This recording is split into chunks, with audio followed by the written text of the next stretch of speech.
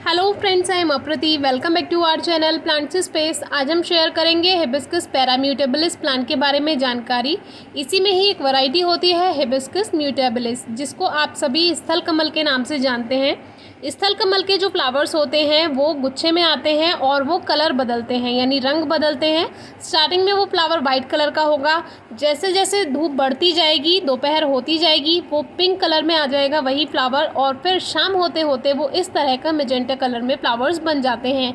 लेकिन आज हम बात कर रहे हैं हिबिस्कस पैराम्यूटेबलिस के बारे में, जिसके पूरी तरह से खिले फ्लावर हमें नहीं दिखते हैं, क्योंकि अक्सर शाम को ही गार्डन में आना होता है और शाम तक इसके फूल जो हैं वो बंद होना शुरू हो जाते हैं। सुबह से लेकर दोपहर तक इसके जो फूल हैं वो पूरी तरह खुले रहते हैं। पूरी 5 पत्तियां होती हैं और फ्लावर भी छोटा मोटा नहीं होता है, काफ़ी बड़ा होता है। और जैसे ही दिन ढलने लगता है, यानी कि दोपहर के बाद से 4 बजे के आसपास ही इसके जो फ्लावर्स हैं वो बंद होना शुरू हो जाते हैं। और जब इसके फ्लावर्स सूखने लगें यानी स्पेंट हो जाएं तो उसको आप प्लांट से रिमूव कर दीजिए। ये जो प्लांट है ये हमने लास्ट ईयर लिया था और इसको लगभग 1 से 1.5 साल हो चुका है और ये 12 इंचेस के पॉट में ही लगा हुआ है।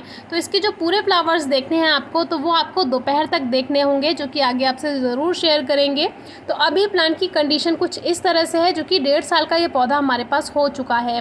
तो अभी इसके 2 फ्लावर्स खिले हुए हैं फ़िलहाल, और आजकल जो बीटल होता है वो हमने आपसे शेयर किया था, जो फ्लावर्स खाता है, तो इसकी भी पत्तियां वो कभी कभी खा जाता है, जो कि एक लीफ इसकी खाई हुई है। तो इसकी जो पत्तियां हैं वो नॉर्मल हिबिस्कस यानी गुड़हल की तरह नहीं होती हैं। इसकी जो पत्तियां हैं प्लांट की, आप देख सकते हैं, जो कपास का प्लांट होता है कुछ कुछ उसकी जैसी हैं। तो इसकी पहचान आप कुछ पत्तियों से कर सकते हैं। दूसरी बात, इसमें जो वैरायटी आती है, जैसे ये सिंगल पेटल में है, इसमें 5 पत्तियां आएंगी, और जो म्यूटेबलिस होता है हिबिस्कस म्यूटेबलिस वो गुच्छे में आता है, तो उसको भी आप ग्रो कर सकते हैं। दोनों ही प्लांट, दोनों ही वैरायटी कटिंग से भी ग्रो हो जाती हैं।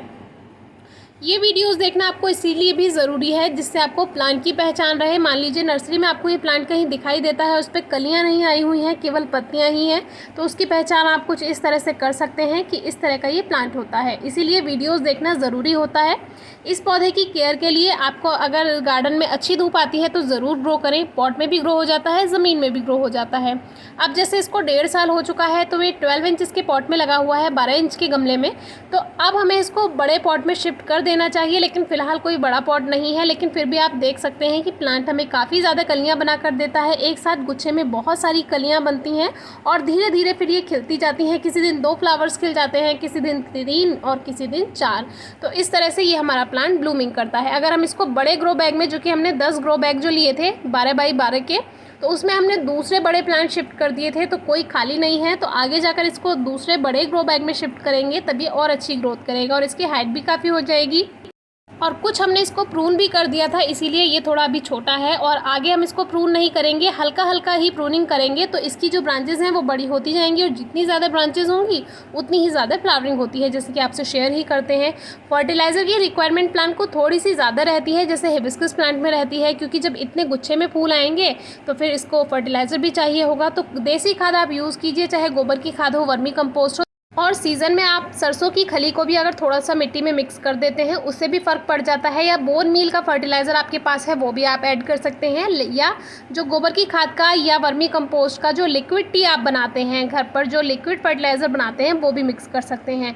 पानी में इसको थोड़ी पानी की ज़्यादा ज़रूरत रहती है, क्योंकि अगर पूरी दोपहर में आप इसको धूप में रखते हैं तो प्लांट मुरझाने लगता है। इसीलिए कोशिश कीजिए कि हल्की नमी मिट्टी में रहे, या फिर ऐसी जगह पॉट को आप रखिए जहाँ पर उसको दोपहर की तेज़ धूप ना मिले, तो आपको बार बार पानी देने की ज़रूरत नहीं होगी। बहुत हल्की नमी रखिए। अभी हमने वाटरिंग की है, इसीलिए पानी थोड़ा ज़्यादा दिखाई दे रहा होगा।